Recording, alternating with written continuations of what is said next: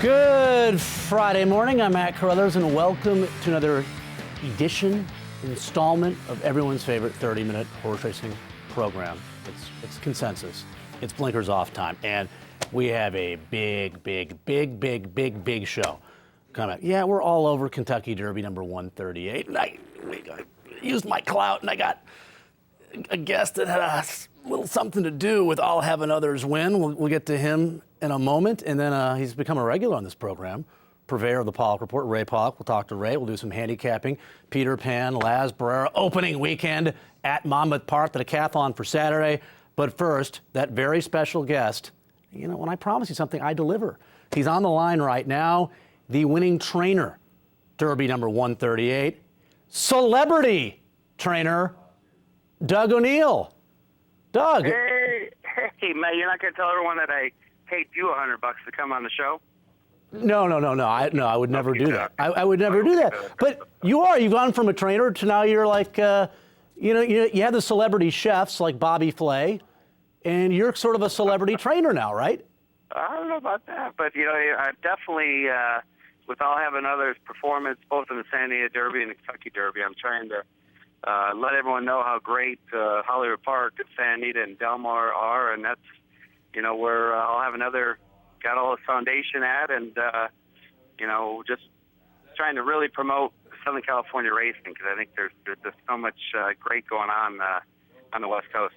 What other big shows have you done? Obviously, this is the pinnacle, but of course. Other shows, what other shows have you been a part of? Have you been with Matt Lauer? Have you been with Letterman? Have you been doing all that kind of stuff? Yeah, I didn't have time for them, Matt, when they called. I just told them, have their people call my people to figure it out. But no, I've been, Jim Rome, Larry Elder. Wow. I was on the Lakers pregame show. Are you kidding me? There you go. I was on Petros and Money. Petros talks like this, doesn't he, Doug? Oh, yeah. Yeah. He's a great dude, yeah. But, yeah. What's cool is I've met a lot of these people that it's been such an honor to meet. I've realized how they all are very intrigued and interested in horse racing and just really don't know a lot about it. And, that's as you start talking to people about it, they're like, whoa, that's very cool, and I got to get out there one of these days. And so, hopefully we can get people to come back, fill up the stands one of these days. All right, I try not to ask boring questions, so I'll get that out of the way right now, I guess, as we'll go back and take a look at Derby number 138. I guess the one obvious boring question is that how is I'll Have Another doing? How did he come out of this race? And how is he doing now, 6 days removed from the obviously greatest performance of his life? That's not a boring question. That's a great question. It's kind of boring. Yeah. It's kind of boring. Yeah, no way. He actually came out of it in great shape. He's, as we've joked around the barn, he licks his feet tub every night. I mean, he really hasn't missed a note. Yep. And what is his demeanor like? Is he ornery? Is he playful? What is he like?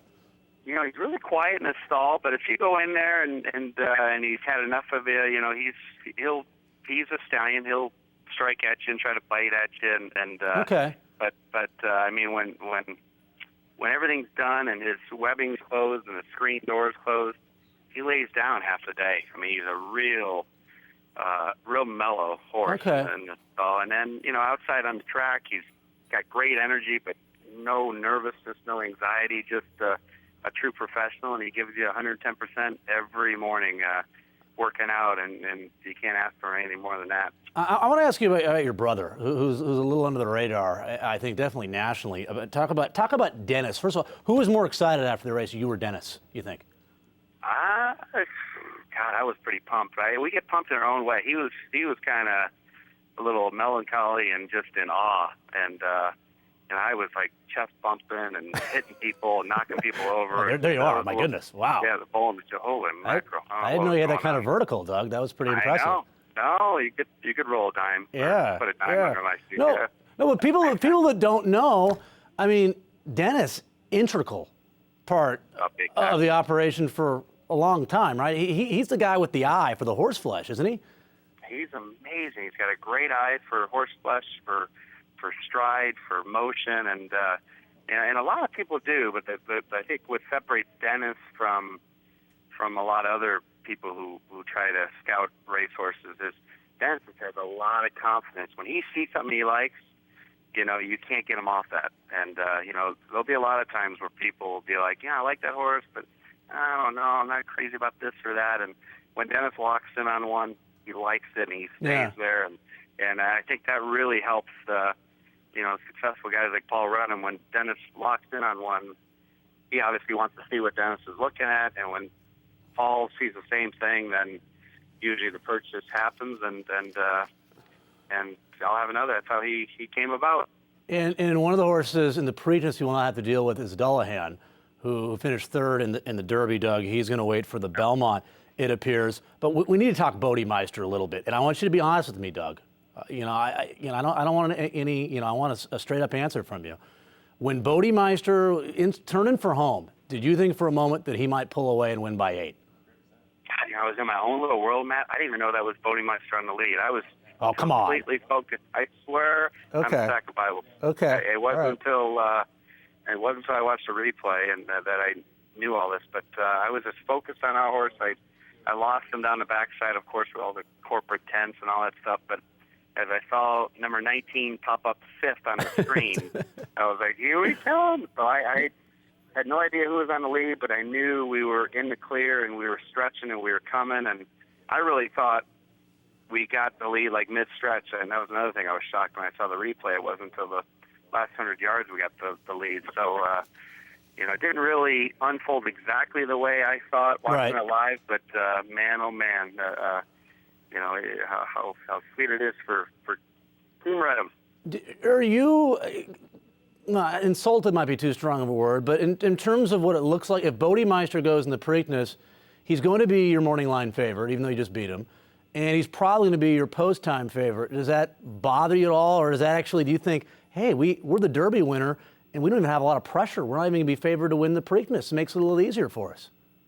Yeah, God, I always love when someone else is, I mean, you always want to be favored, of course, but, you know, I like not having everybody pick you on top, and for whatever reason, and, you know, I think you, if you can lay under the radar a little bit, it's a good thing, but our colt is settled in great to Baltimore, he's training great, and, you know, and it makes sense that Bodemeister going a shorter distance on a track like Pimlico. Yeah. So, you know, so they say it's playing fair. Horses are winning from all over the place. So I guess I wouldn't trade place with anybody. I know that. I want you, before we let you go here in a moment, again, I really appreciate you coming on. Talk a little bit about a 12-year-old girl from Missouri named Hope Hudson that was in Louisville, I think it's the entire week leading up to the Derby, with the Make-A-Wish Foundation. You got to know her, and you guys really bonded immediately, right? We did, yeah. She's such a cool gal, and her sister Elena, and her parents Nathan and Jennifer, and just great people. As it turns out, we were staying at the same hotel, so we kept joking that you know, it looked like I was stalking them, and maybe they're stalking me. Something was going on because every time we turned around, we bumped into each other and we hung out. They're just great people. They love the ponies. Yep, and you know, and it was so funny with Hope because as she came to the barn and saw Lava Man, I'll have another, and I said, all right, Hope, now who do you like in the Derby? And she said, well, I got to be honest, I love Hanson.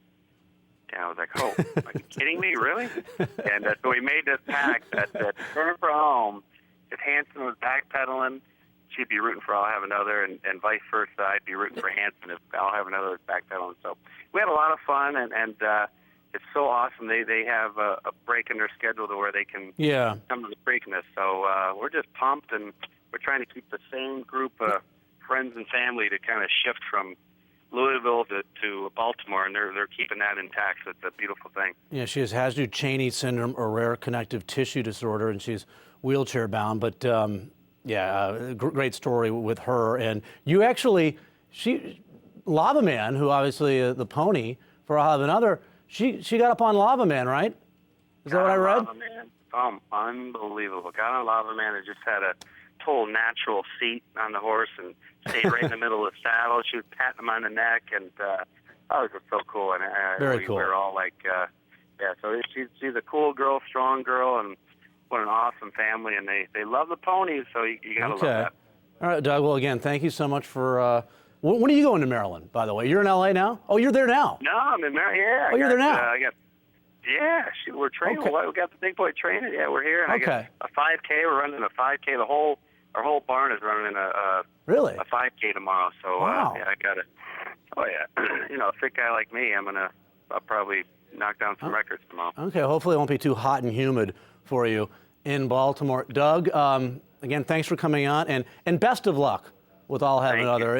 Enjoy this ride and get it done in the Preakness. Shake and bake. I love it. Sounds good. Thanks a lot, Matt. You're very welcome. Doug O'Neill joining. Very nice of Doug, and a great story with Hope Hudson as well. Very sweet story. $1 Million Preakness, Grade 1. It'll be a week from tomorrow. You can bet the Preakness at TVG.com. And don't forget about the $150 sign-up bonus. Getting ready for the Preakness. Sign up for a new account. Bet the Preakness. Wager just at least $250. Sounds more than it really is for 3 consecutive months.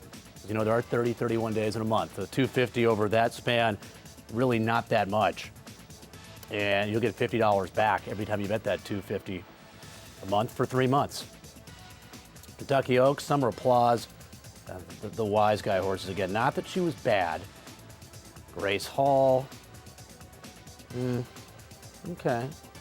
And why not? Grace Hall went the day well. You know, I don't have any real complaints, I guess. You're 30-1. You have a bad trip, you're beating 2 lengths.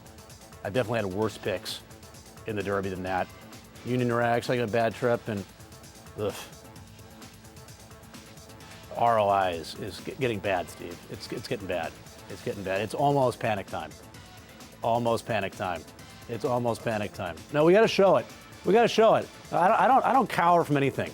I don't cower from anything. I'm down a C note. You know, I could have said to producer, "Nah, don't show it right now." No. No, we hold ourselves accountable on this program, good or bad, right? If it was good, I'd be talking about it for 3 minutes. So if it's bad, I got to show it. I got to do that. That's why we do that. That's why we have that little segment. We take a look back and see how we did. Play of the day, Belmont race number 8 for Saturday. I don't think I'll get 10-1 on Haystack Needle. The 5 in that 8th race, Rudy Rodriguez, so I'm probably not going to get 10-1. Horse dropping out of a 30 claiming event in for 15. Sort of a speed and fade, dropping in class, might be able to control things and in very, very cheap. And, you know, a horse that at least is 2 for 9 in his career. Others have worse records in that 8th race. Probably 6-1, 7-1. Time for a crucial timeout. When we come back, Ray Paulick and some handicapping.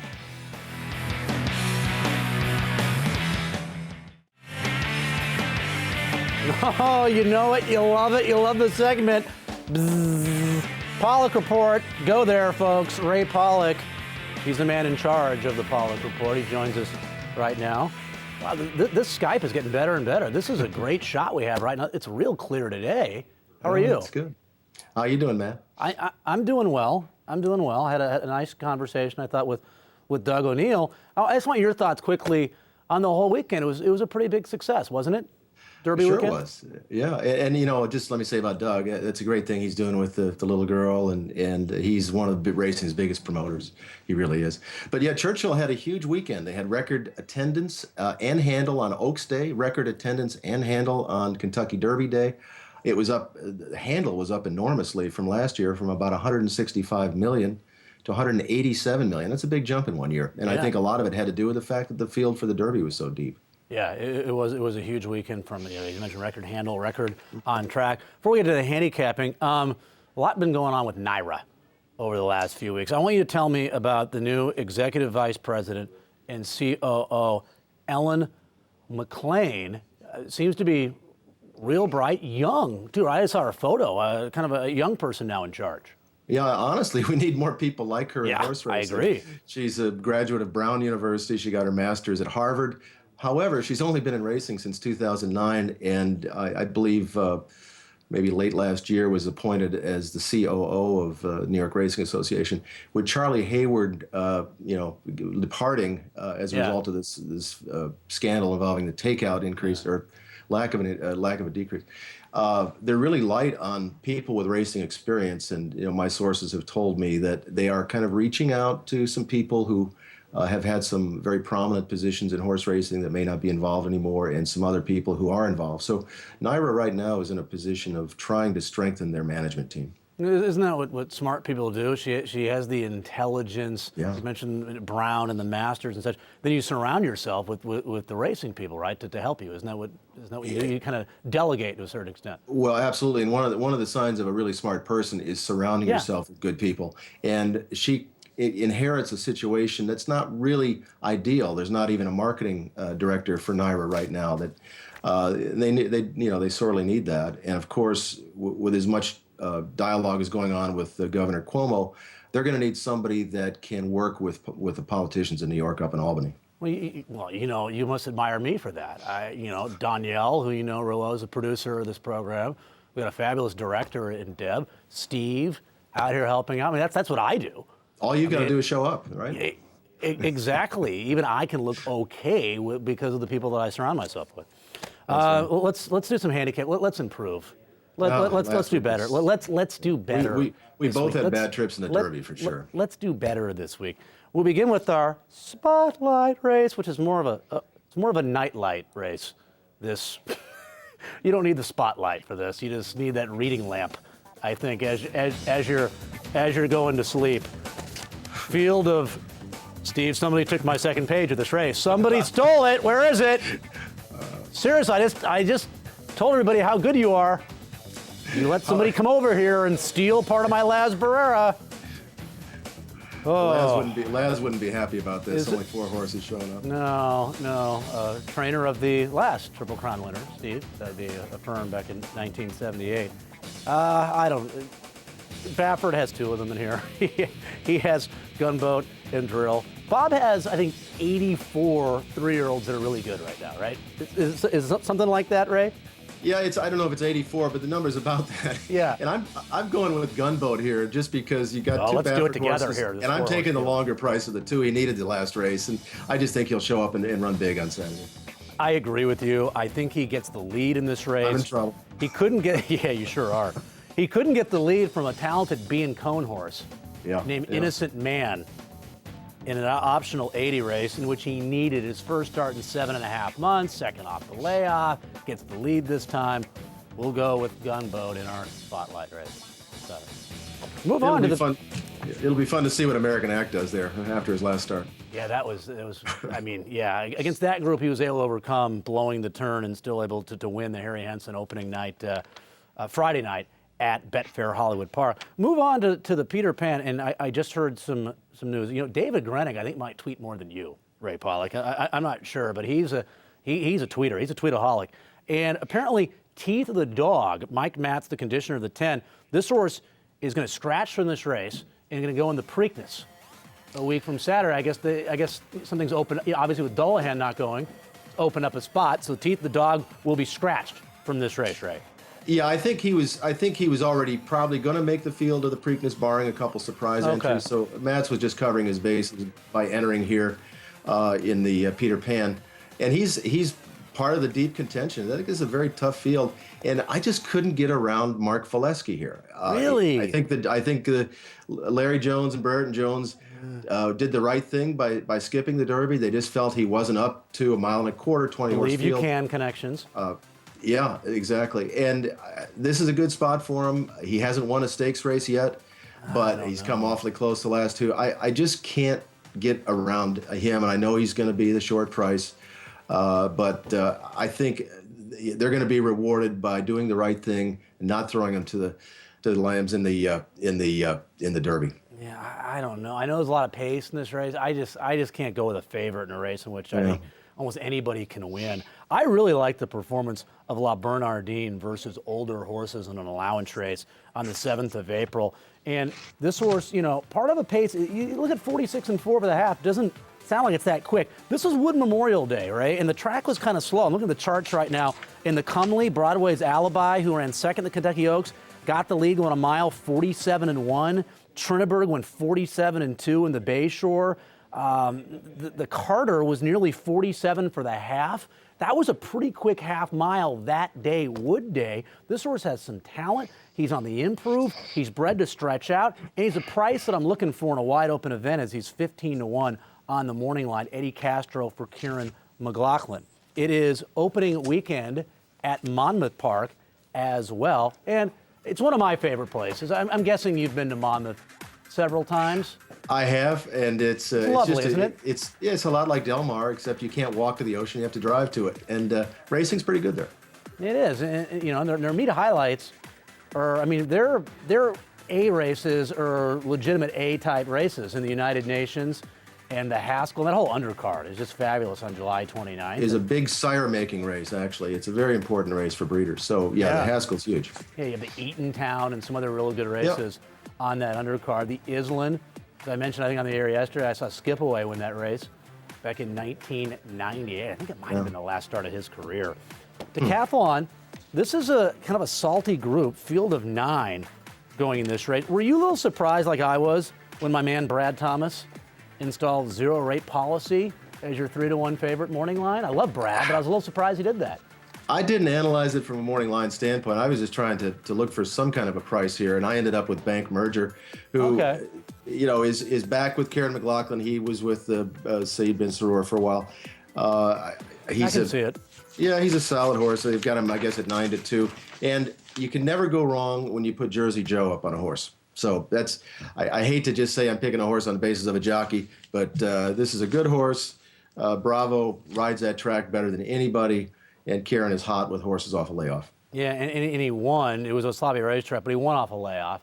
Not as lengthy. This is a 7-month absence. He won off a 4-month layoff. I'm going to go with a horse that in Wildcat Brief, you look back, you see Brabone, Jerseytown. This one's for Phil. You see a lot of Grade 1 winners. Sean Avery, Fabulous Strike. I mean, the list of Grade 1 sprinters this horse has faced is plenty. He likes it at Monmouth Park as well. And he hasn't raced in almost 7 months, but off the exact same layoff, Ray Paulick, last year from October 30th to May 14th in the decathlon, he ran second, earned 100 Bayer, second to this one's for Phil, for Rick Dutrow. So he's run well fresh. He likes the racetrack, and I went over the list of horses that he's faced, and he is 6-1 on the line. Ponzi scheme, a little interesting for Juan Saray at a number. You have Congressional Page, who's undefeated at Monmouth. So a good opening weekend feature in the decathlon, $75,000 for some good sprinters who like to win races.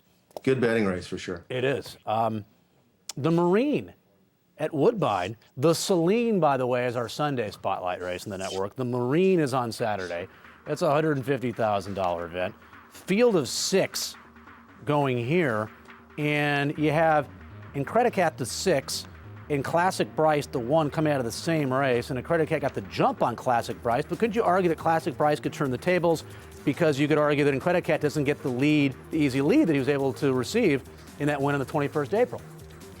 You could argue that, but I'm not going to. You're not going to argue against that, though. You know, I'm usually not a chalk player, but I think Incredicat has a lot of things in his favor here. He's had the race over the track. Okay.